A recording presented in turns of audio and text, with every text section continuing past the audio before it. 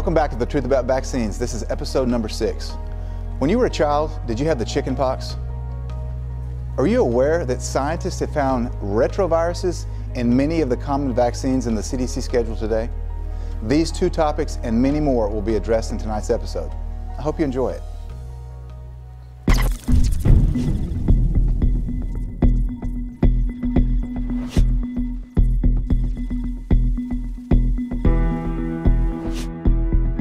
We've spent thousands of hours filming, scripting, and producing these 7 episodes. And our goal with The Truth About Vaccines is to present this information in as clear, precise, accurate, yet unbiased method as is humanly possible, asking questions and interviewing experts who advocate using the scientific method to discover the truth about vaccines. So let's get rolling with tonight's episode. In medical school, we were taught something called the scientific method. So I blame my medical school training on what I'm about to say. We were trained to create a question, go through the steps of evaluating the answers to that question, and be willing to look at the data and not eliminate it if we don't like it, and then come to some conclusion about our original question, even if we don't like the conclusion we come to. The scientific method requires us to think and ask a question, even if it's an uncomfortable question. In our current state of affairs, we're not allowed to ask the question. That's not science anymore.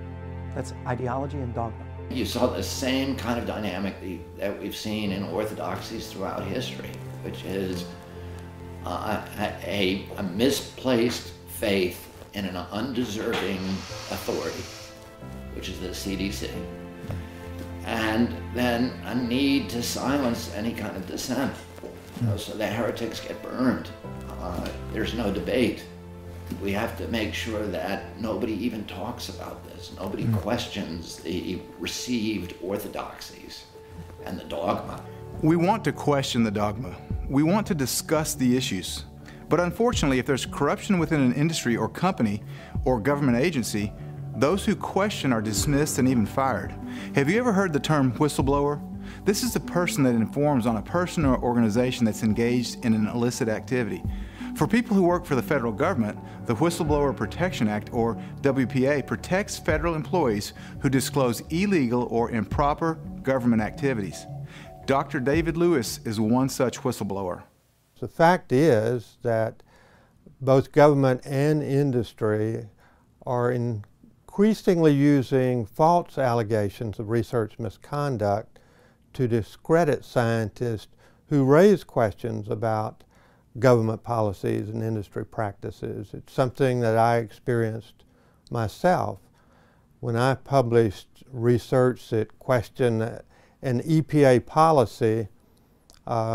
Then a large corporation in the business, I was looking at an environmental issue, land application of sewage sludge, accused me of research misconduct.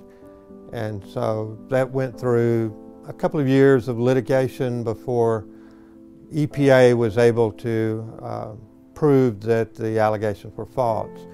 Oftentimes, even when a scientist is vindicated after such accusations, recovering their career is difficult. So that is an area that for the National Whistleblower Center in Washington, D.C., I have worked for a number of years to investigate numerous cases where that occurs, and vaccine safety is one of those areas where it commonly occurs. As a senior level research microbiologist, I was involved in directing research projects on everything from climate change to pollutants in the environment. And I got the chance to see from the inside how science is funded by the federal government through grants to universities to be published in the scientific literature. And having seen how the system worked, I became concerned about the process that science within the EPA, and I saw the same thing at the CDC, the FDA, other federal agencies, and at the universities that they funded, was all geared towards supporting certain government policies and industry practices. So scientists who published data that supported the government's policies and certain industry practices that were economically important became promoted. They freely published in the scientific literature, whereas if data were generated in research that raised questions about certain government policies or industry practices, that research would be suppressed, their research would not be published. So it was a system of using public funds in that manner that led me to keep a lot of records. I ended up filing a number of lawsuits, whistleblower lawsuits, in order to keep being able to do my research, regardless of what the outcome was. And my book, Science for Sale, documents that experience over my career. The issue of vaccine safety is an issue that I firsthand saw, that certain government agencies and certain universities are manipulating the data in order to protect the sales of vaccines and to cover up any adverse effects. Cover up adverse effects? This goes back to what Dr. Larry Palevsky said at the beginning of the episode. That's not science, it's dogma. It's working backwards to arrive at a predetermined conclusion. But why would institutions like the CDC, who have been sworn to protect our children's health, be engaged in ideology rather than in science? So as a pediatrician, you're trained to believe that the CDC is the top. NIH and CDC are the top institutions where all the smartest people are, right? And so we just accepted what they fed us without questioning, right? So that's where I was when I got out of medical school, and that's where I was for the first few years of my practice.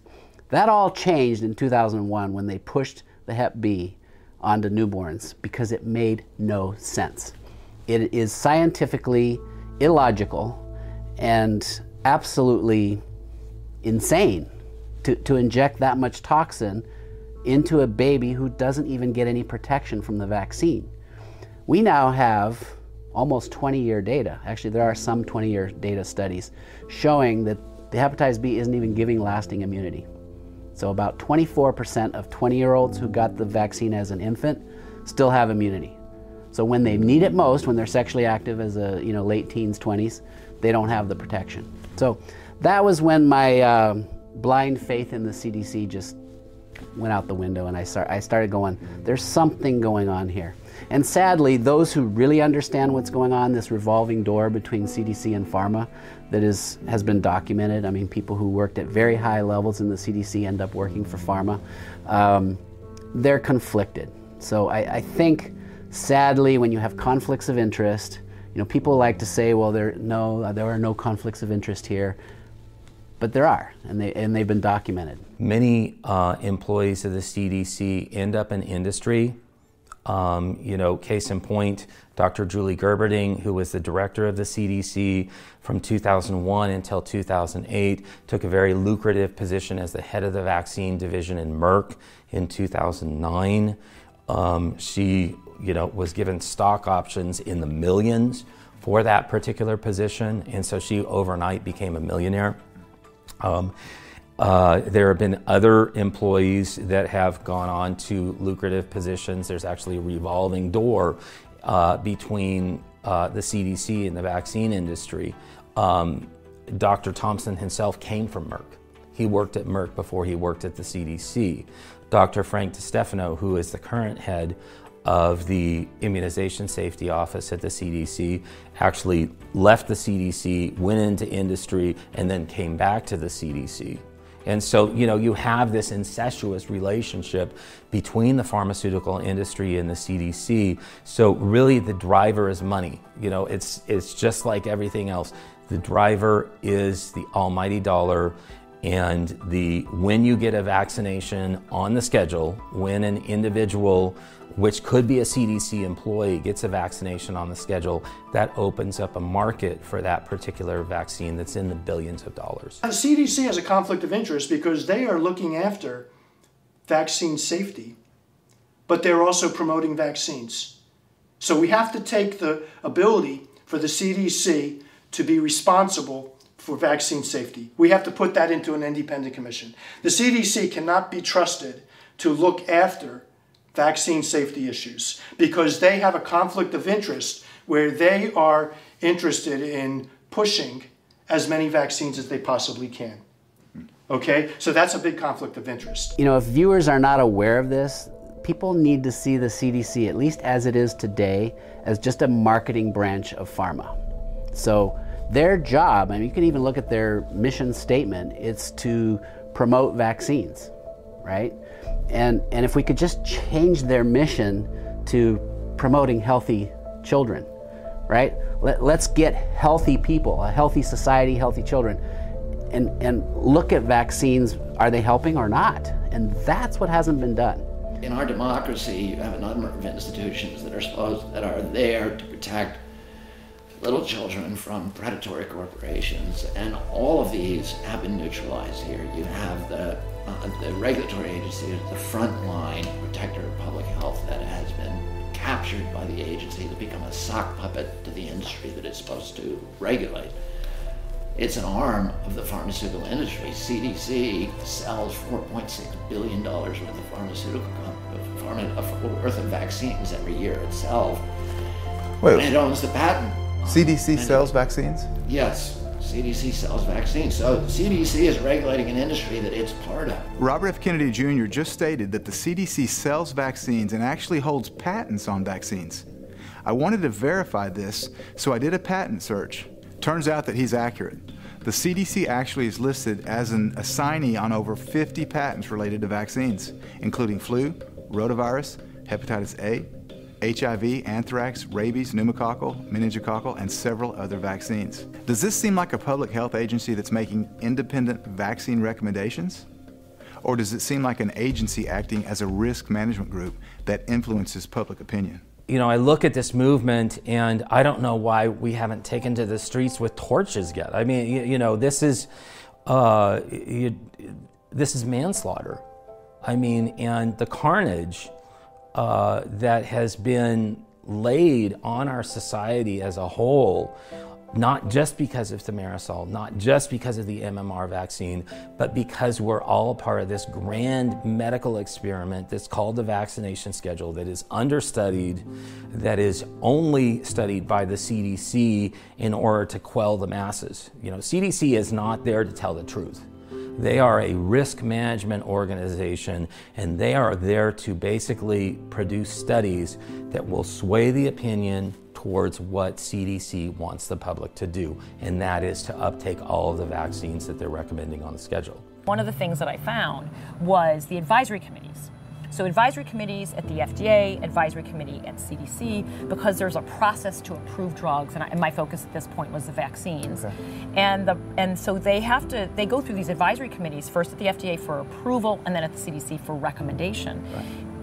And there's something called FACA, Federal Advisory Committee Act, which, you know, as you would imagine, says that, you know, anybody on these advisory committees can't have undue conflict of interest, right, can't be employed. Should be independent. And it turns out it's just not the case. And at the FDA, the committee is VRBAC, that's an acronym, and there's one person who's considered the consumer rep. Okay. And all that means is that they're not employed by one of the major pharmaceutical companies specifically. Really? Yes, that's all that means. They're usually MDs or MD PhDs or nurses with PhDs, or they can be, you know, somebody without an advanced degree, but commonly they are. Okay. And then the same thing is true for the ACIP committee, which is the CDC's committee on vaccines for recommendation. And they also, it turns out that the CDC on their website automatically grants a waiver for the conflict of interest for anybody on the ACIP committee because they believe that they need experts on the committee. So the conflict of interest rules don't apply to them? They don't apply to them, even though they're specifically for them. They're for federal advisory committees. I mean, if a regulatory agency isn't, And that's what we're talking about, right? It's all about these federal regulatory agencies. It makes no sense. It makes no sense. As we see in many other areas of life, we look at how money is controlling decisions as opposed to maybe what's good for the people. Unfortunately, I think that's always the case, and it manifests itself in many ways. So you go through the history of other types of environmental agents that caused harm. You go back to lead. Well, there was an industry behind lead that resisted the paint industry in the 20s and 30s. Fluoride is another one that really has not yet manifested itself. Asbestos. You know, W.R. Grace fought, and the industry fought very aggressively to resist the idea that asbestos causes mesothelioma or other injuries. Tobacco is a primary example. That's all about money. It's all about industry protecting its interests, which is fine. You know, the famous line in The Godfather, after all, we are not communists. And so industry is fine. It's fine for people to make money. I have no problem with that.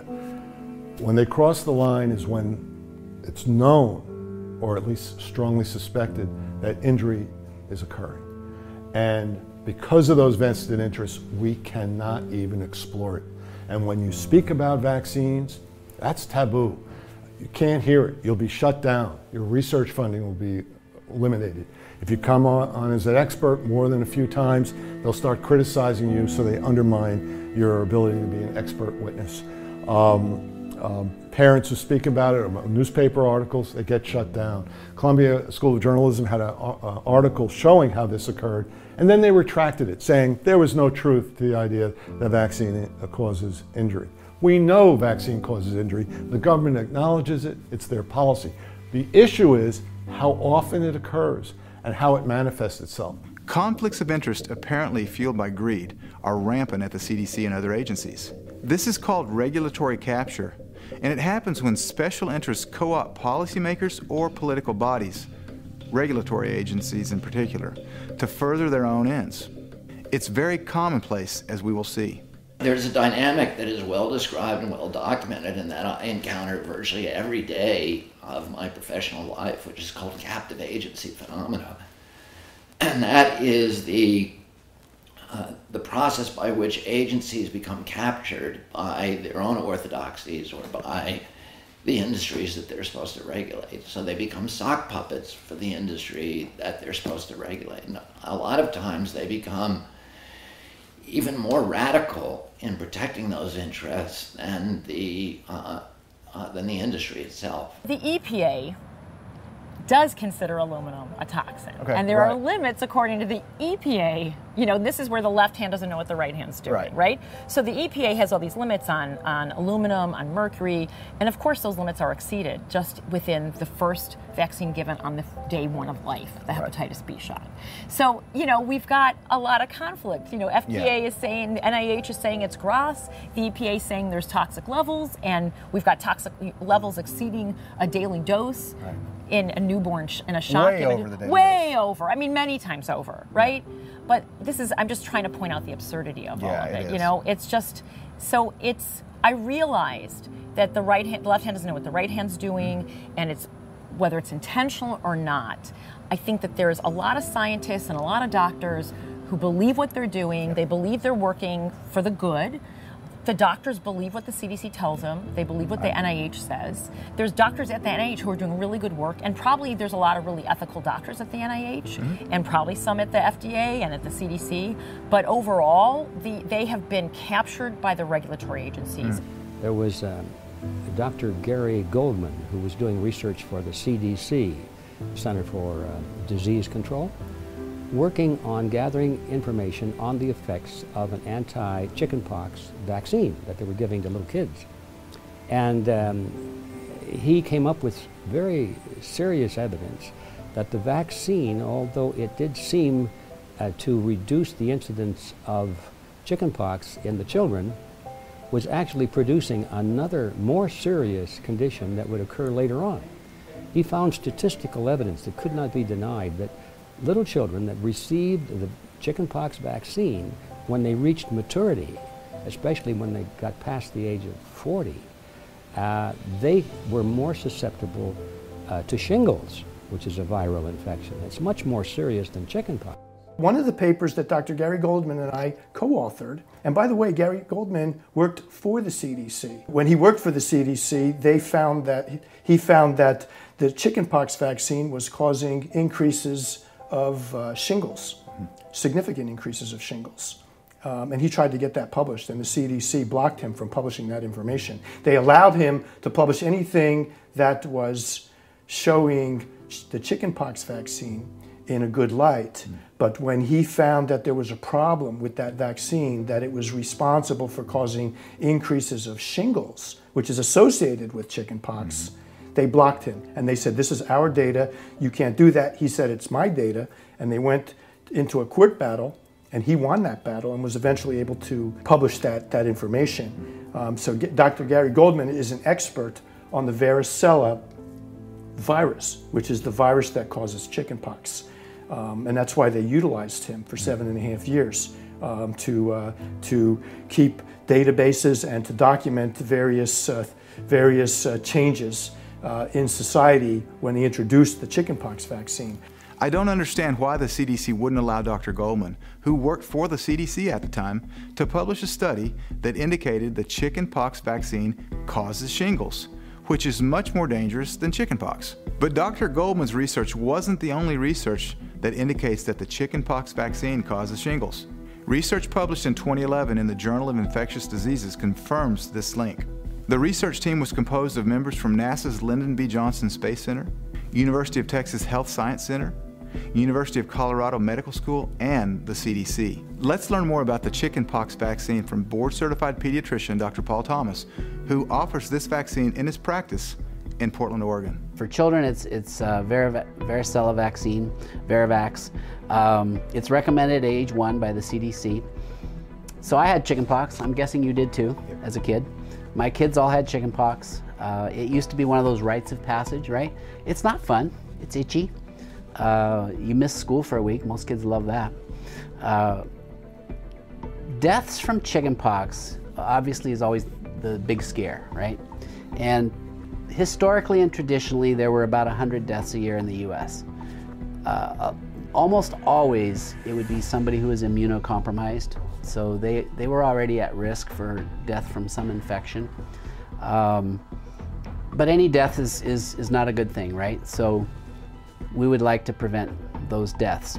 So in comes the varicella vaccine, the chickenpox vaccine, and in my practice, ever since it was introduced, I've always had a number of families that didn't want to do it. They just felt like they wanted their kids to have natural immunity. The vaccine actually works fairly well. So I just had a case of chickenpox yesterday in my practice. It's rare. I mean, I think I could count on one hand the cases I see in a year. We used to see it every week, almost every day. We'd meet them in the parking lot so they didn't come into the office and contaminate everybody. It's very airborne, it's very contagious, and it's just not around anymore. But guess what is around now? Zoster, herpes zoster, which is actually a reactivation of chickenpox. And you can get zoster whether you're vaccinated or whether you had natural chickenpox. And what we're now seeing is the elderly, but we're even seeing zoster in kids. That never happened before. But we're seeing the elderly are having debilitating zoster and sometimes death from chickenpox reactivation, and that is now a new epidemic. And I've read, I don't remember the exact numbers, but we are losing more adults to chickenpox than we ever lost anybody to chickenpox prior to vaccines. So what's happened? I'm pretty sure what's happened is because the chickenpox vaccine works fairly well, kids aren't getting chickenpox anymore.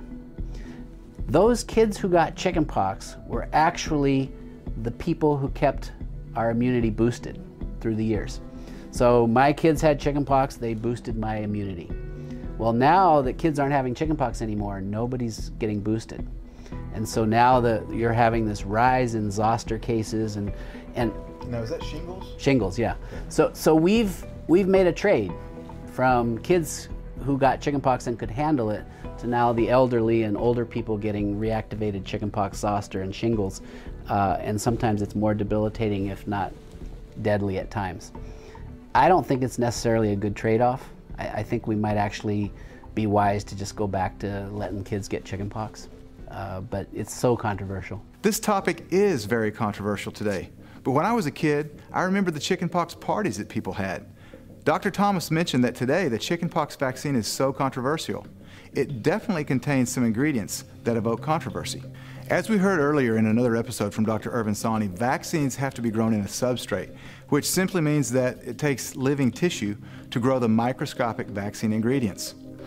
Animal and even human tissues are used as a culture medium to grow the targeted viruses or bacteria used in vaccines. Today, vaccine viruses are cultured in chicken fibroblast cells and embryos, chick retinal and kidney cells, monkey and dog kidney cells, aborted human fetal lung fibroblast cells, and mouse brain tissue, to name a few. According to the CDC's vaccine excipient table, the VariVax vaccine contains WI38 and MRC5 cells, both of which were developed from aborted fetal tissue. But the chickenpox vaccine isn't the only one that contains aborted fetal tissue or human DNA. Many vaccines in the schedule today take human aborted fetal cells, diploid cells they're called, sort of to cover up the fact that they were harvested from intentionally aborted fetuses to be produced as antigen for vaccines that are being injected, mind you, into those that it completely violates their religious beliefs. If you're a Christian, for example, I think that it's pretty clear you don't want to support abortion, and nor do you want to inject the byproduct of an aborted fetal cell into your own child to confer a health benefit to them. The subject of aborted fetal tissue in vaccines is definitely something to be aware of. Now, regarding the CDC, I don't want to give the impression that the entire agency is corrupt. And it's not the whole agency, by the way. It's a small number of people who have become corrupted.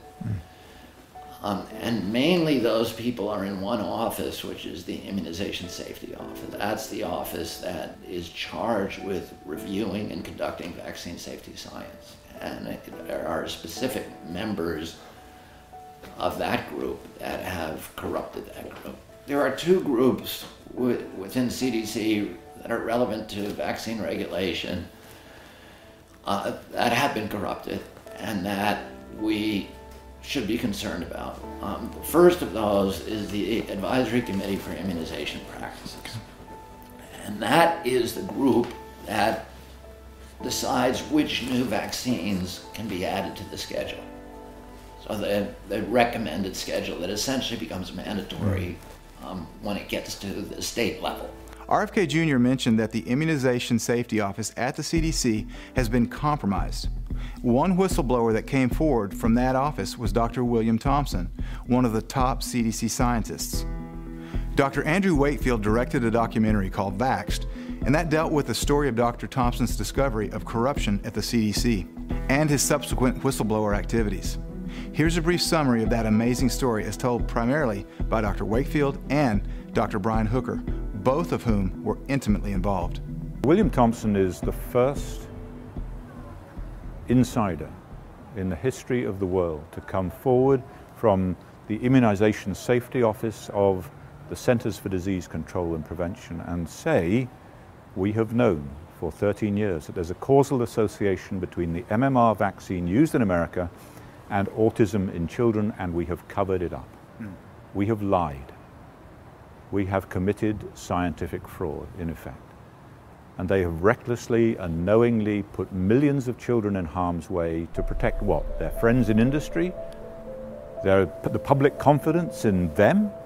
How is that going to look when this all comes out as it will?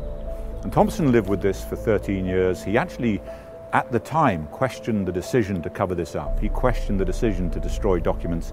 He questioned the decision to hide from the Institute of Medicine and Congress the fact that they had found this uncomfortable association between vaccines and autism. But he was silenced, and he went along with it. But his conscience got the better of him, and 13 years later, he came forward to a friend and colleague, Dr. Brian Hooker, father of an autistic child, vaccine-damaged child, and said, we have known for 13 years that this vaccine is causing autism. They were cooking the books, and when they saw a particular effect that they didn't want, then they would get a bunch of scientists in the room and they would look at how they could exclude cases of autism, how they could exclude cases of other disorders that they were studying until they could actually dilute down that effect to the point where it was no longer statistically significant. In 2001, the CDC embarked upon what's called the DiStefano study, and that was a study that they were going to use to absolve the MMR vaccine from the autism epidemic. They basically took a small study sample in metropolitan Atlanta. It had a higher proportion of African American individuals because that's the demographic in metropolitan Atlanta. And what they found when they originally ran the study was that African Americans that got the MMR on time were about 2.5 times more likely to get an autism diagnosis versus African Americans that received the MMR after 3 years of age. So they delayed the MMR. And so they tried to bury this effect using statistics. They could not make it go away.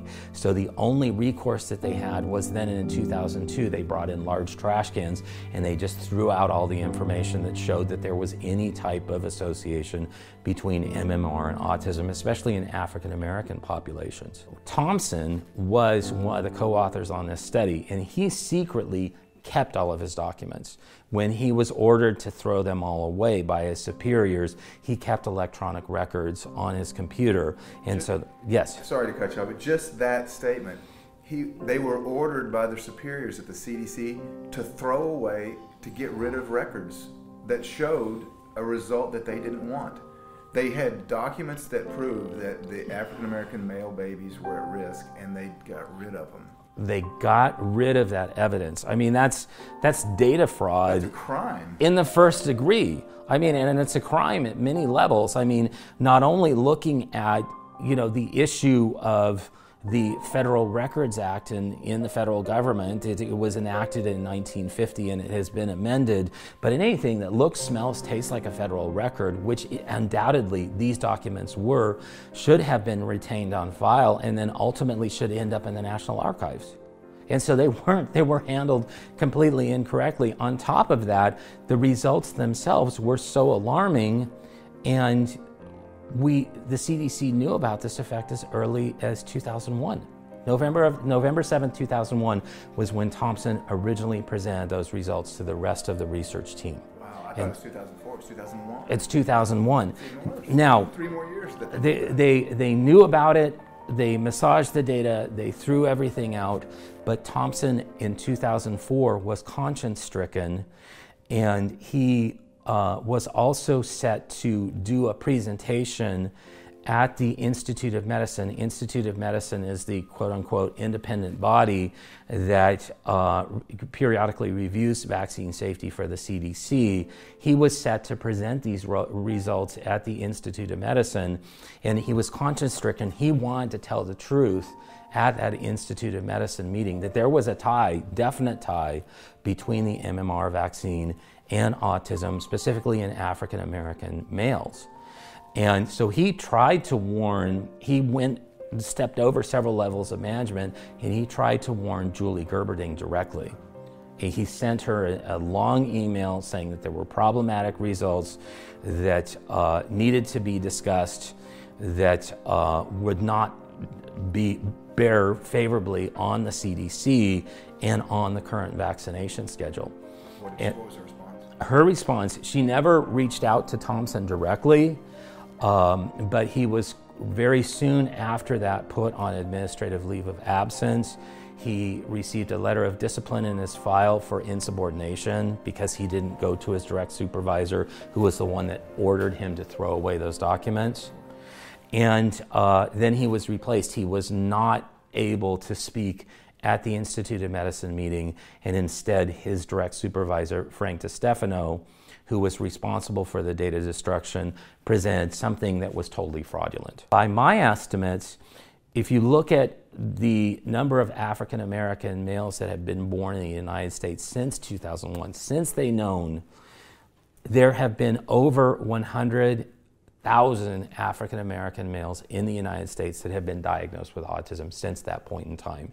And you have to wonder, if they would have changed the vaccine schedule, how many individuals would have been spared that lifetime of having that diagnosis, of having those issues, of having, you know, the communication issues, of needing 24-hour care.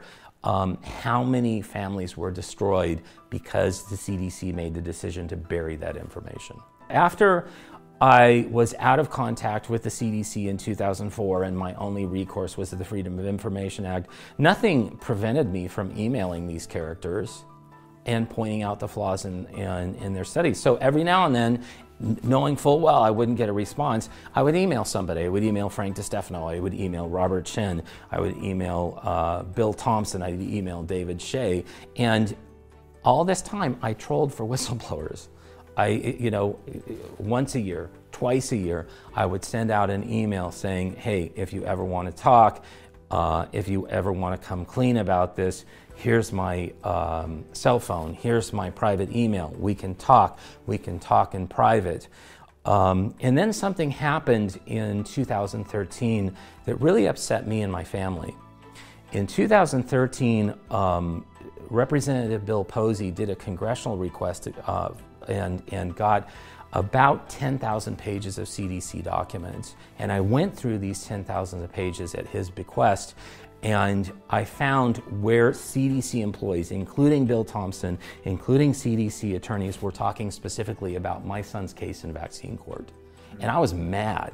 I was, you know, it's like, this is my personal, private business. You have no right to talk about my son standing in vaccine court and about his particular medical condition and how that bears on how you can get me to stop talking to the CDC. And so all these documents came up, and they finally came up in 2013. So I was mad, and I sent some scathing emails directly to Dr. Thompson and said, you know, look, you had no right.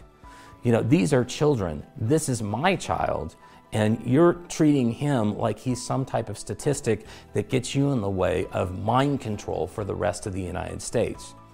And so something clicked, and within, you know, maybe 3 months of receiving these emails, I get a call, and it's Dr. Thompson. And he's calling on his private cell phone to my private cell phone. And so when he started to reveal this information to me, he said, I'm going to start emailing you documents that show not only how you can get data from the CDC, so you can independently do an analysis for all of these different studies that he was saying were faulty, and it's in some cases out and out fraudulent. And so he helped me get the data, and when I saw, first of all, the African American effect on the MMR vaccine, and he said, oh, you found it. And then this story started to unfold. He started to tell me that he saw the effect as early as November of 2001. He went to his superiors. His superiors directly told him that he had to find a way to bury that effect so it would not be reported in that particular paper. And so he went through all of that fraud.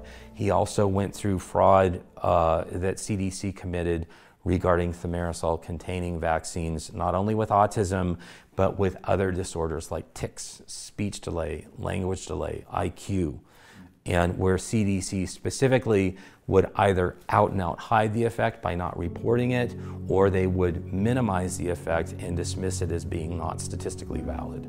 So this was probably cathartic to him. Absolutely. To be able to help you obtain these documents, you know, maybe a weight lifted off of his chest. Yeah, he said that when my paper was published, I did a reanalysis, and I basically used the CDC's methods in my paper and did a reanalysis and showed the data that was thrown in the trash can. And he said that that was the most relieved that he had felt in 15 years. So it was truly, a big catharsis for him. He felt like he was getting the truth out. And then rightfully, he knew there would come a point in time where I couldn't just keep it under wraps, that there would be a time where we would need to blow this story open and out him as a whistleblower. In 2004, the main journal that pediatricians read, it's just called Pediatrics, came out with a study. DiStefano, I think, was one of the lead authors, saying that there was no link between MMR and autism, because they had been charged, I guess the CDC had been asked by Congress to look into this. So, from then on, within that next year, the Institute of Medicine, the IOM, came out with a huge report. It's been proven there's no link between vaccines and autism, no link between vaccines and thimerosal, and they made this strange statement, and we shouldn't study it any further.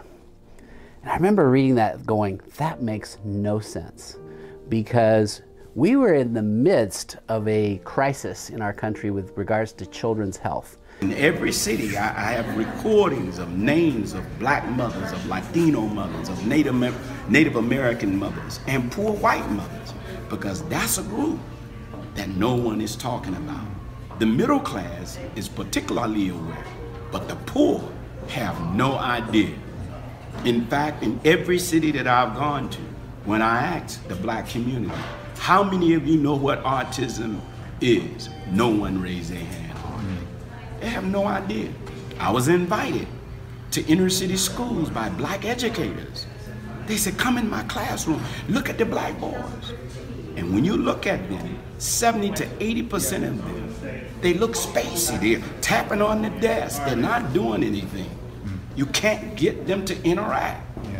I'm saying, my gosh, something is fundamentally wrong. They knew at the CDC that vaccines increase the risk of autism in young African American boys, specifically boys. And if you look at the rates of autism in the African American community, guess what? It's predominantly boys.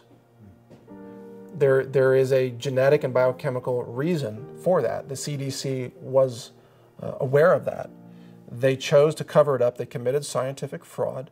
They altered the data to eliminate the statistical certainty of that conclusion. And they knew that over a decade ago. So for the last, really 15 plus years, black children in America have been medically harmed, tortured, desecrated by a medical system that knew that those children would have their lives destroyed. A medical system that said nothing. Just like the children in Flint, Michigan, who were poisoned by lead in the water, and that's been called a crime against humanity. The EPA knew about that lead, and the Michigan governor knew about that lead. They did nothing. The crime against children happening in vaccines is 1,000 times larger. It's not just Flint, Michigan, it's every city in America. Every population of young black children or African American families raising kids, every population where those kids are getting vaccinated is currently being devastated by these toxic effects of the vaccine, and an industry that knows it is essentially committing what we have to call medical genocide against black children. It's unconscionable, and there has to be an awakening in the African American community. We have got to reach out to our churches, to our legislators, and have a voice in this. Black boys are 3 times more, 296% more likely to become autistic than those children of other races, directly as a direct link to the MMR vaccine. The CDC knew that the MMR was causing autism in black baby boys, and they did nothing for over a decade. I want to read a statement released by Dr. William Thompson on August 27, 2014. He said, "I regret that my co-authors and I omitted statistically significant information in our 2004 article published in the journal Pediatrics. The omitted data suggested that African American males who received the MMR vaccine before age 36 months were at increased risk for autism. Was this a criminal act?" It's criminal on many levels. First of all, you've got the the actual cheating, the fraud, the deception of people in the first place, so that parents can't get informed consent about the safety of a vaccine because they're being told a lie, because the pediatricians are being told a lie by the CDC. So there is a lack of informed consent to parents. They are unknowingly, unwittingly putting their children at high risk without knowing anything about it. Number two is that what happens when the CDC presented their data to the Institute of Medicine, then Frank DeStefano got up there and lied about the data. The message to the Institute of Medicine, the IOM, was that MMR vaccine is safe. The IOM produced a report which said, this vaccine is safe. There is no need for any further research to be funded on the possibility that MMR vaccine is causing autism. That went to the US Court of Federal Claims, the vaccine court, and 5,000 children who had claims in that court were denied. Their cases were thrown out in large part based upon the fraud committed by the CDC, and that is an obstruction of justice. Now you're talking about a felony. Now you're talking about a crime that will send these people to prison. Then you have lying to Congress. They have lied to Congress. They've lied by omission, by Colleen Boyle going to Congress, knowing these results at the CDC, being a co-author on that paper, and saying MMR vaccine is safe, continue as we are. So you have crime on multiple levels. Yes. That then should have been, it's the biggest medical fraud in the history of the world. It should have made national news on every network, in every print newspaper. None. None of them touched it. Why? Because they're owned by the pharmaceutical industry. They're owned, and their script is written by the pharmaceutical industry. And that is the problem. Are you enjoying episode 6 thus far? Have you learned some valuable information? Do you want to join our movement and support our mission to educate the world on the truth about vaccines? Then please consider supporting our mission by owning the complete series today. Your support allows us to continue to spread the truth for free. Also, a portion of each sale goes to charities that are doing real research to help our children be healthier and safer. Simply click the banners below to join our movement and support our mission. Thanks in advance. Now, let's get back to episode number 6 for more valuable information on vaccines. I got into it because I was working on the daytime talks for the doctors as a producer. You know, I spent 6 years celebrating the best medicine has to offer, cutting edge techniques, less invasive surgeries. You know, I was always into how do we do this better, you know what I mean, better medicine, better health. And then of course I was sort of one of the more radical producers on the show in that I always went to stories where I thought corporations were getting involved or, you know, were overly involved in getting in the way of health. So, you know, I did a story about Monsanto when the WHO ruled that glyphosate was probably carcinogenic to humans, the herbicide that's on 90% of our crops. I was able to get a debate on our show between one of the heads of toxicology at Monsanto and Jeffrey Smith, the GMO activist. So I was able to pull things off like that. So I've always sort of been challenging, you know, the status quo, I guess, and sort of the corporate takeover of things that affect our health. So when I got involved and ran into Andy and the story came about, and I saw the data and I saw the proof, I saw when we have a whistleblower from our most important health agency, Dr. William Thompson, when I saw what he was saying in 4 hours of recorded interviews, and then not just making these statements, but backing it up with, you know, 10,000 documents, including internal emails and, you know, data charts. I just sat there staring at it thinking, oh my God, this is the biggest story of my lifetime. This is the greatest medical fraud in the history of the world. One of our top scientists at the most important scientific health agency in the world, the CDC, the leader of all health in the world, this scientist has come forward and given us proof that they've committed fraud. Yeah. They've hidden the fact that one of these vaccines causes and can cause, you know, be causally related to autism. I mean, that's a shocking discovery. And so if they're lying about that, what else are they lying about? What you're dealing with here are people who have sworn to protect the health of the children of this country. It's not just that they're neutral on this, they have actually undertaken, as part of their professional and moral obligation, as part of the CDC, to be responsible for the protection of the health of the children of this country, and quite the opposite. Quite the opposite. They are deliberately, knowingly, and recklessly putting them at risk of a major lifelong debilitating disease. The specific case that I spent most of my time getting to the bottom of was the case of Dr. Andrew Wakefield and the research that he published in Lancet, in which the studies documented the fact that a number of parents linked their children's autism to the MMR vaccine. So I investigated the original data involved in that case that were published in the Lancet. What caught my attention was the massive news media coverage of fraud, supposedly, on the part of Dr. Andrew Wakefield in that study. I was able to go back and obtain a lot of the original documents in those experiments that the British Medical Journal claimed did not exist. When I reviewed those documents, I found that it was clear that Dr. Wakefield had not committed any research fraud. And so I presented the results of my investigation on a panel discussion at Harvard University in 2011, showing that the evidence disputed the claims of research fraud against Dr. Wakefield. Dr. Wakefield's research has been reproduced by at least 28 other studies. Let me ask you a question. In the first episode, we analyzed whether or not we're being given informed consent when it comes to vaccines. If we are not being given informed consent, then by definition, forced vaccines are in direct violation of the Nuremberg Code set up after World War II to provide guidelines for medical experimentation in the future. Look at Nigeria. Pfizer used children for their vaccine experiments. It was so heinous and so criminal that the government of Nigeria handed down criminal indictments against the CEOs of Pfizer, called for their arrest.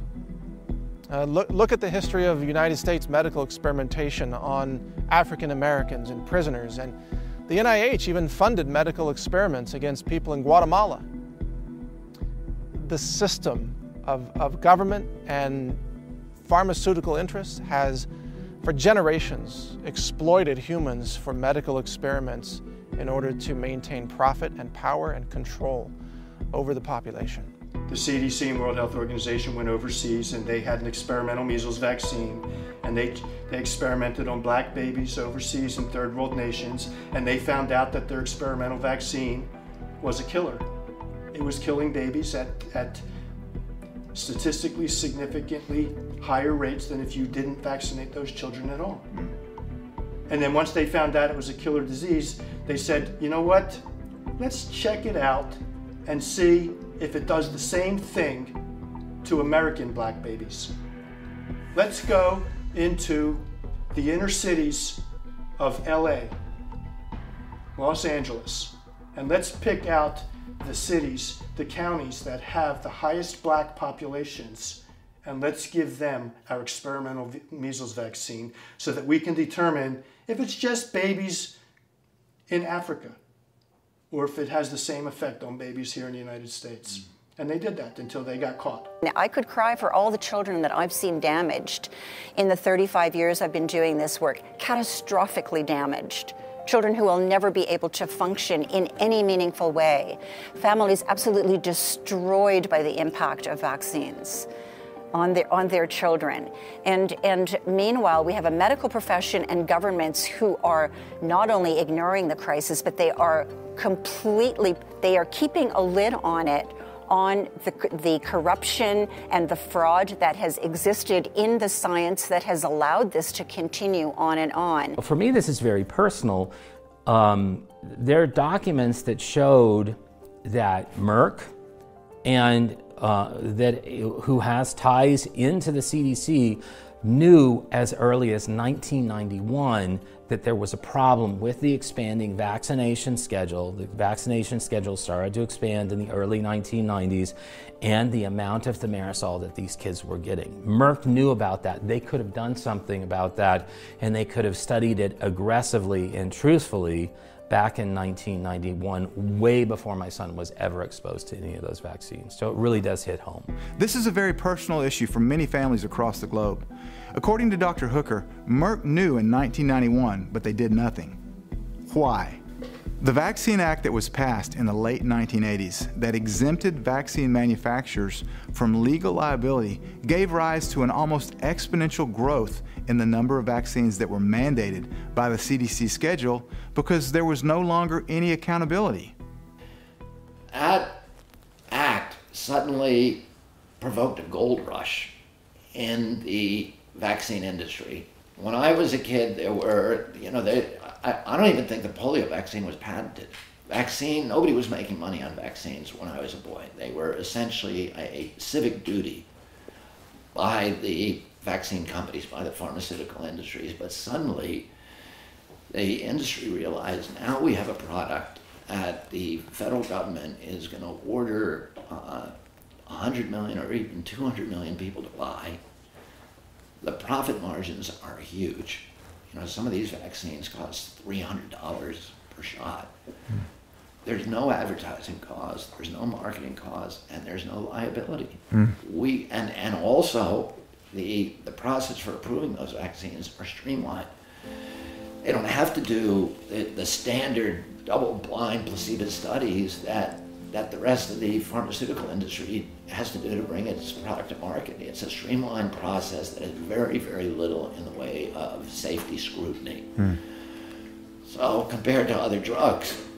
So there was a gold rush to put new vaccines onto the schedule. And the group within the CDC that made the decision about which vaccines to add, in a perfect world, that would have been a group of kind of geeky scientists who were completely preoccupied with public health outcomes, and that's what it used to be. By 1989, CDC structure had changed, and the people who sit on that committee, the Advisory Committee of Immunization Practices, many of them are not even CDC employees.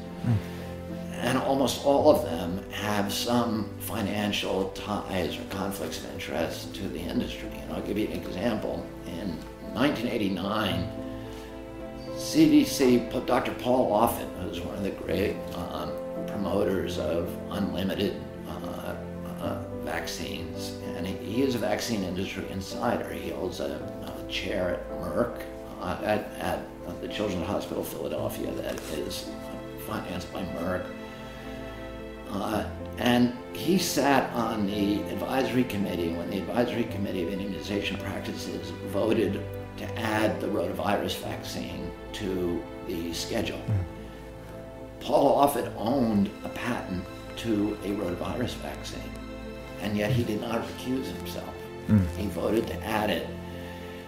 And as a result of that, of having the rotavirus vaccine part of that mandatory schedule,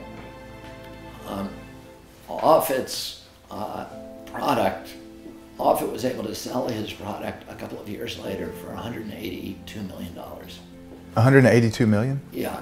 Wow. And we don't know exactly how much of that Offit personally pocketed, but it's estimated generally around $29 million. So he's become a multi-millionaire through conflicts of interest. The politicians have been paid off. The pharmaceutical company puts more into lobbying, more money at pharmaceutical industries than any other industry. You would think oil and gas, that's number two, and pharma puts double what oil and gas puts in, 4 times what military and aerospace puts in. There's more pharmaceutical lobbyists in Washington, D.C. than there are congressmen. I do admire Dr. Jonas Salk for his willingness to test the polio vaccine not only on himself, but on his own family. It certainly appears that the monetary factor was not a primary motivation back in the 1950s, but rather the desire to prevent diseases like polio. However, things have most definitely changed in today's heavily lobbied pharmaceutical vaccine landscape. Robert F. Kennedy Jr. mentioned that Paul Offit has made an estimated $29 million on his Rototec vaccine. truly believe that Paul Offit is someone who cares about children and wants what's in the best interest of our children's health. I know that that's not a popular opinion among people who point out that he has gained a lot financially from being one of the inventors of the vaccine against rotavirus. But you know, a backstory about that is that, you know, when he was in training, he was in Appalachia and he saw a child die, and that child technically died of rotavirus. And so what Paul Offit said was, what can we do to fix this? I mean, Paul Offit did not create the rotavirus vaccine to hurt children. Paul Offit thinks that vaccines are a miracle of modern medicine. And the problem is that the rotavirus vaccine is very problematic. First of all, rotavirus is a disease that almost every child in America under 5 gets. And it's a pretty benign disease. It can put you in the emergency room. You can end up getting severely dehydrated, but you know, we have excellent techniques to rehydrate kids. It is not a vaccine that a child in America needs. That's different if you go overseas and if you're talking about kids who are malnourished or kids who have no access to medical care. Rotavirus might be an appropriate vaccine. It's not an appropriate vaccine for American kids. The first one that came on the market was clearly causing intussusception and intestinal obstruction and got pulled. All right, and there's world data that that vaccine is still doing that. All right, so it's a vaccine that has some real risks, and for me, the benefits are negligible, if any. So I've been practicing pediatrics for 30 years, and I have had maybe 2 or 3 kids end up in the hospital for IV fluids from severe vomiting and diarrhea that was caused by rotavirus. That's the worst case scenario. If you live in a country, or if you live in a city, or if you live in a place where you can get to a hospital and get IV fluids, that's probably 1 in 10,000. I'm just throwing out a guess number just based on my experience. But it's a very rare likelihood that you're going to need IV fluids. And I've actually looked at my own data, because since I don't do rotavirus, I thought I should look at the data and see, are my kids sicker? Are they having more vomiting or diarrhea? Are they ending up in the hospital more often? And you might be surprised to find out the rotavirus patients, so they would join my practice, they'd already gotten that vaccine, had more diarrhea, more vomiting, more ER visits, way more office visits. For what? Vomiting, diarrhea, gastroenteritis. So the data doesn't support using that vaccine at all, period. There's one other fact that people may not know about that vaccine. If you don't start that vaccine by 9 months of age, you can't give it at all. You have to give it to little tiny babies. The rotavirus? Yeah. Okay. If you're a 1-year-old or 2-year-old, or you or I, we can't take that vaccine. You might say, well, why? Well, it makes us sick. It clearly makes us worse. It's dangerous for us. But somehow, it's okay to give it to a 2-month-old with a very immature immune system. You're putting a live virus that's contaminated. These vaccines are not pure. They're contaminated with other viruses. Both the vaccines that are on the market have been proven to be contaminated. It makes no sense. In 2010, actually, FDA officials did acknowledge that there was porcine circovirus, that's a pig virus, PCV1 in GlaxoSmithKline's rotavirus vaccine that is a live virus vaccine given to young infants to prevent diarrhea. They also found PCV2, which is another porcine pig virus that is actually lethal to infant pigs. It causes a wasting disease. They found DNA. This was DNA from these 2 pig viruses they found in the rotavirus vaccines. These are very problematic, if not potentially cancerous viruses. In fact, Judy Mikovits, who's on our advisory board, wrote a book called The Plague.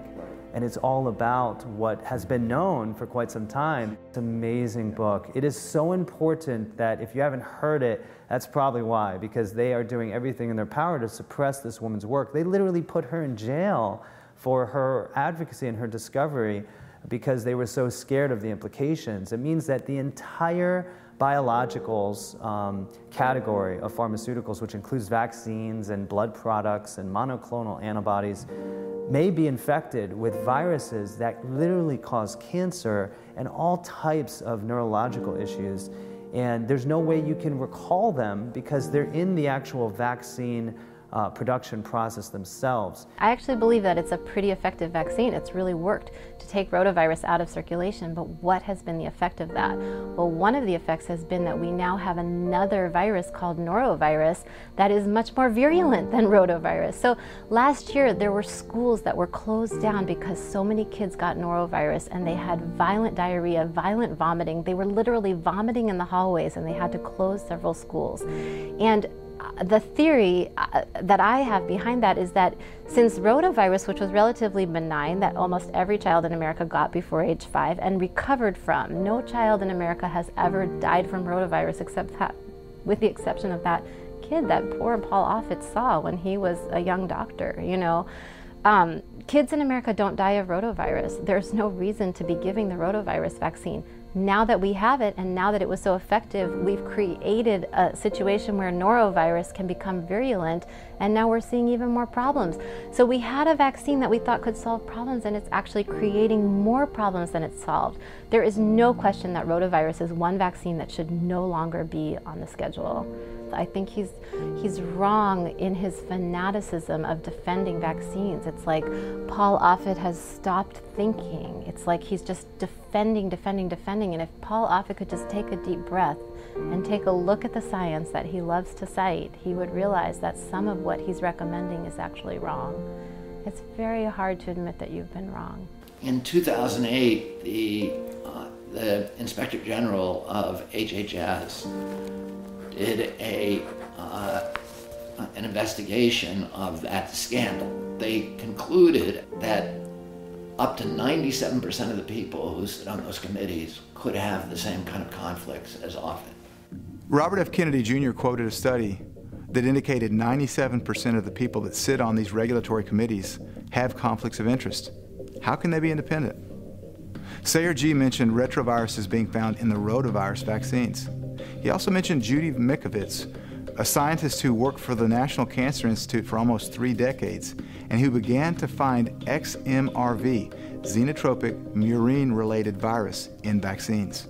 You were with, for 30 years with the National Cancer Institute, is that well, correct? 20-some, yeah. 20-something years. But 33 years as a collaborator with Frank Rossetti, who was at the National Cancer Institute for more than 40 years. What does XMRV stand for? XMRV stands for xenotropic murine leukemia virus related virus.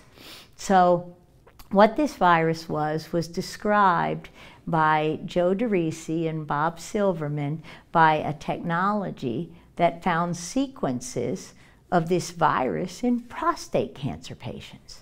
And they didn't find it in people without an inability in their immune system to break down these viruses. And so what they found was in prostate cancer patients, this mouse-related leukemia virus, it causes leukemia in mice.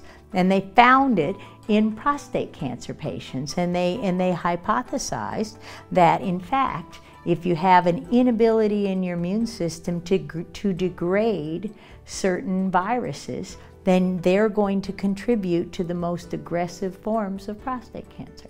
So you're talking about a virus that's from a mouse? Yeah. And so the question is, how did it get in the human population? Well, a paper that was published in 2011, an opinion paper by a guy named Bob Burkout, who worked a lot in HIV/AIDS when I was in HIV/AIDS in the 80s and 90s. He wrote a paper that said the most likely place that these mouse-related viruses were introduced into the human population were vaccines. And because we grow all our vaccines and all our biological drugs, think about all of the MABs, you know, rituximab, all of the therapies that we've used in the last 20 years are all monoclonal antibodies, and those are all mouse-derived therapeutics. And so what we learned was, in fact, the mouse-derived viruses were coming right along and carried into the therapeutics, and we didn't recognize that pieces and parts and actually fully functional viruses were contaminating our vaccines, including MMR. What's equally as bad as those ingredients to me are the stray viruses and the viral contaminants that come off of the animal cells that the vaccines are grown in.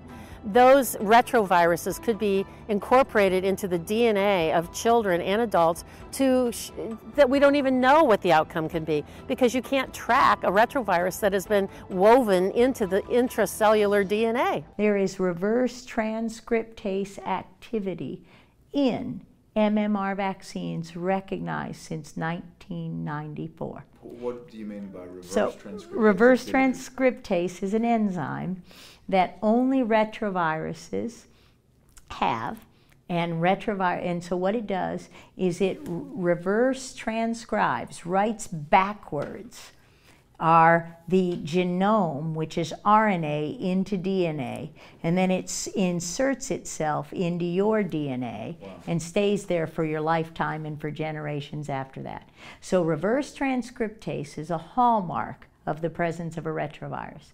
So in 1994, our government, the UK government, the WHO, the World Health Organization, everybody accepted and talked about and discussed in institution of medicine meetings the presence of reverse transcriptase in the MMR vaccine and whether or not it posed a threat. Well, fast forward to 2011, our work and the ramifications of our work said absolutely it makes a difference. And absolutely it makes a difference, absolutely it's there, and oh my God. It was the big oh my God moment in our book, In Plague, where we presented these data, and they basically said, we can't stop this, they're everywhere. They're in our lab workers, they're in our doctors, they're in our nurses. We introduced unwittingly and unknowingly into the human population a new family of retroviruses that has long been associated with cancers, leukemia, lymphoma, neuroimmune disease, including Alzheimer's, Parkinson's, and such. And so we're looking at the very explosion of these diseases in our world today. And when the government realized how big it was, will we tell the truth? Will we say we introduced it by a contaminated blood supply or contaminated vaccines? No, we won't. We'll just make sure Judy Mikovits and Frank Rossetti go away forever and that nobody ever believes the word they said and that this work is all fraud. But the one little problem they had was I wouldn't sign that piece of paper. I wouldn't agree. I wouldn't say it. The data support it. We'll continue talking about the data, and neither would Dr. Rossetti. They tried to basically get us to refute our data, deny our data, throw away or destroy our original data showing the infected families and populations, and we refused. And when we refused, we were fired. I told them, no, we won't perpetrate this crime on another generation. We've already done it for 25 years. We've already denied the viruses associated with these diseases for a generation, and I won't do it again. And so when I said that, they carried out their threat.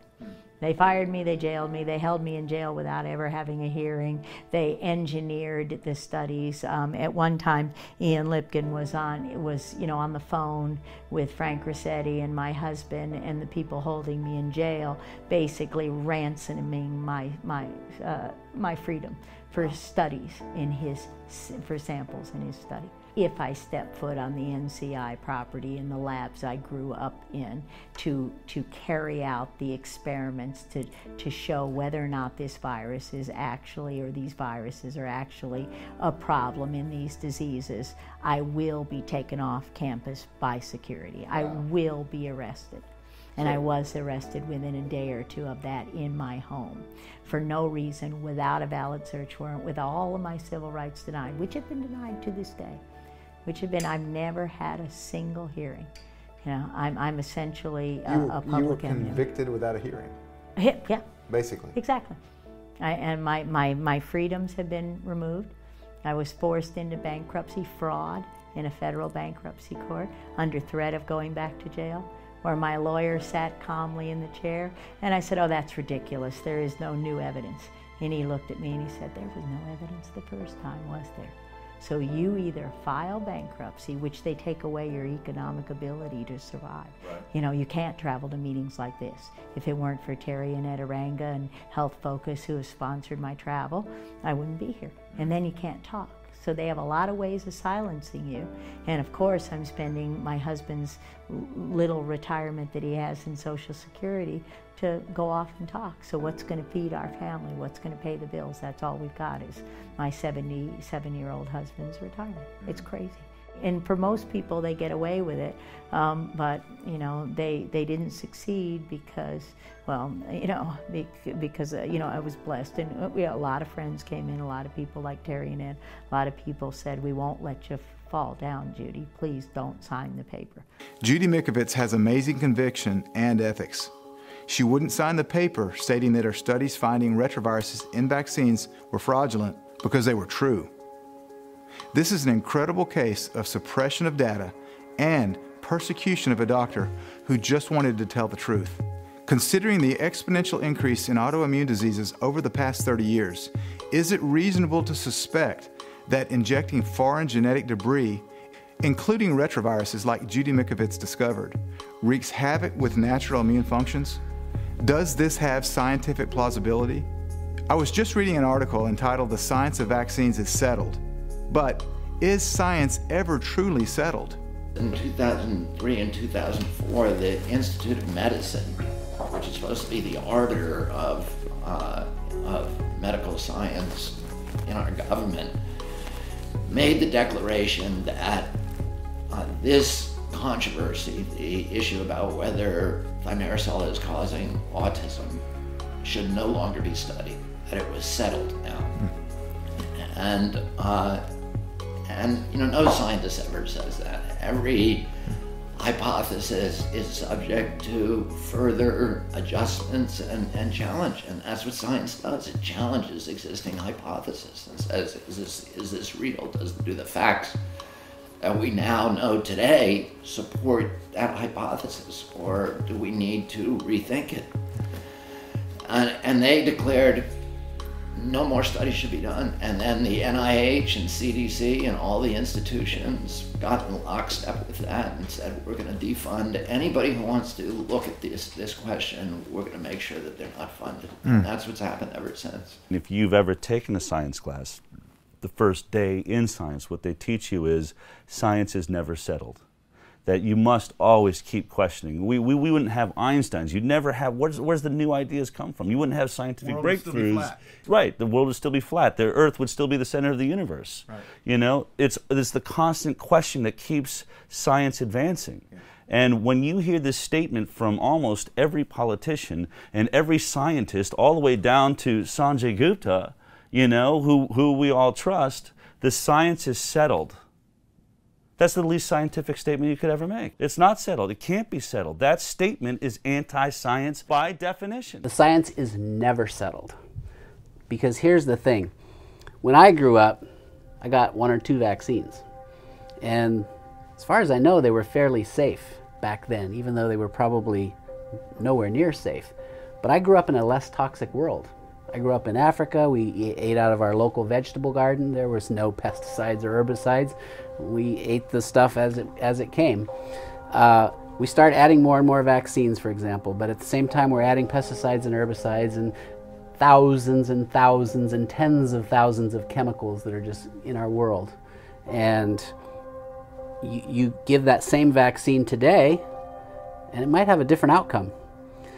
And then when you keep adding vaccines, you have to start all over with the research because it's never been tested. MMR in the schedule. Now let's add back in 87 the Hib vaccine, and in 93 the Prevnar, and then we moved the Hep A down and the Hep B down, and we added the rotavirus, and then we added the meningococcal, and we've added Gardasil now for teenagers, and we add. Every time you add, the science is unknown.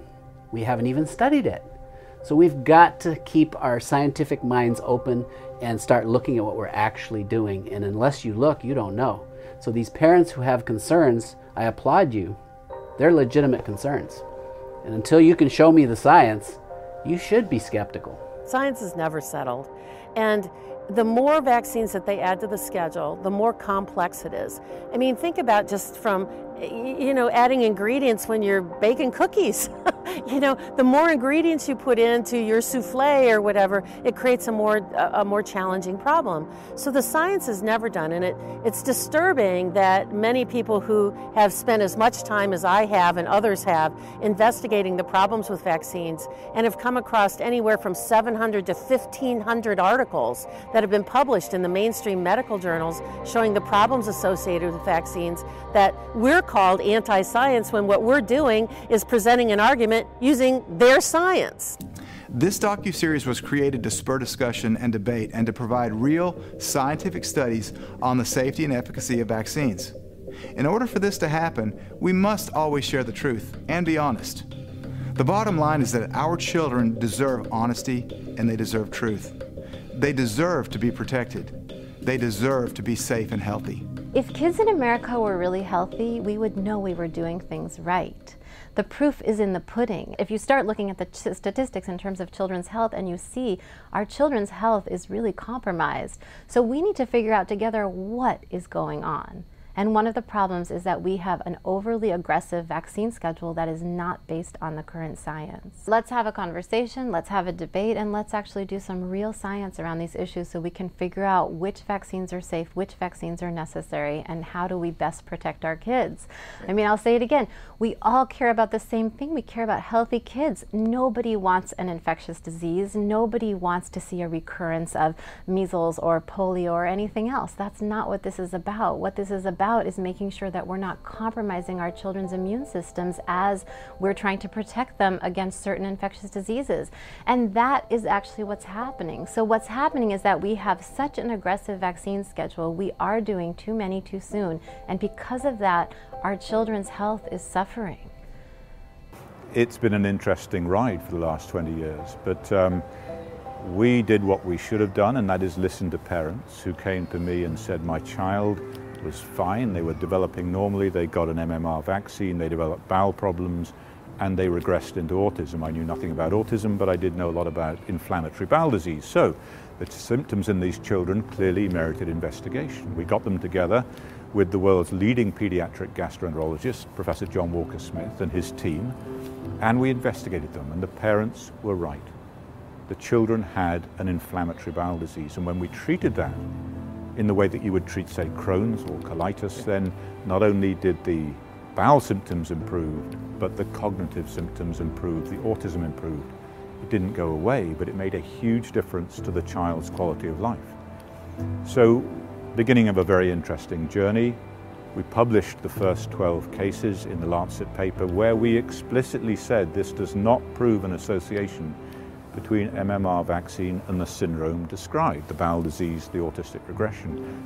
This needs further research. That's what we said. It's been the most misrepresented paper in the history of the world. Absolutely. I doubt many people have actually read it, but they clearly have an opinion on it. So then through Rupert Murdoch's News International, the Sunday Times, freelance journalist Brian Deer, who's I believe a hitman for GlaxoSmithKline, then, but that's my opinion, came forward and proceeded to dismantle my career, the paper, and tell some extraordinary lies about it, ultimately claiming that I'd committed fraud, when in fact there were 13 authors on that paper, many of them the world leaders in their field. The idea that I could single-handedly commit this fraud, sneak it under the carpet, when all of these people had to sign off on the paper, who between them have published some, I don't know, several thousand papers in peer-reviewed journals. This one, they just took their eye off the ball? I don't think so. That's absurd. Professor Walker-Smith, coming to the end of his career, an unimpeachable career, writing the textbooks that train the pediatric gastroenterologist today, would commit fraud, would commit all of these sins, would not investigate children on clinical need, but to experiment on them? When? At the age of 60-something, when he's about to retire? I don't think so. It was so fanciful, but they made it so complex, and they had such a powerful mechanism, a vehicle through which to distribute the message, you know, the mainstream media, the Sunday Times in England, that it became very difficult as a single individual to do anything but just roll with the punches. Take it all, assemble it into the truth over many years and then come back. And now for the first time in 20 years, with William Thompson coming forward with a story that essentially investigated a hypothesis that we gave them all that time ago. We gave the CDC a hypothesis that we believe it's age of exposure to MMR that's the risk. The younger you are, the younger you get it, the greater the risk, which would explain why not every kid who gets MMR would be at risk. It's part of the problem, maybe age of exposure. They tested that hypothesis, found it was correct. And Thompson said to me in text, he said, you paid the price for my dishonesty, and I hope I can help to restore your career. What happens to me actually doesn't matter at all. It's irrelevant. What happens is that we do the right thing, we stop this problem, we stop children getting injured, and we make the world a healthier place for kids to grow up. Despite the fact that Dr. Andrew Wakefield's career was destroyed because of some of these happenings within the CDC, I want to read what he says in response to Dr. William Thompson in his text. Dr. Wakefield says, "I forgive you completely and without any bitterness." I hope you've enjoyed this 6th episode of The Truth About Vaccines.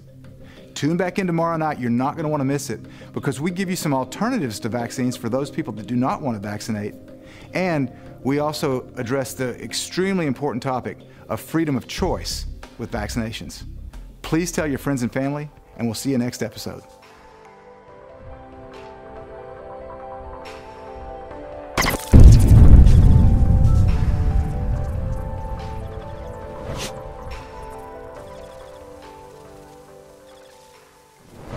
Join the movement, support the mission, save lives.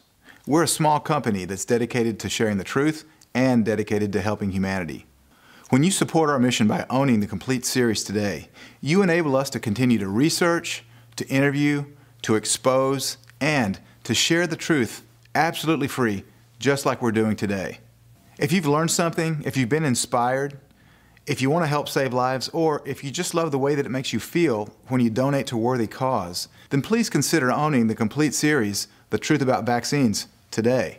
As always, a portion of each sale is donated to charities that are doing real research to help our kids be healthier and safer.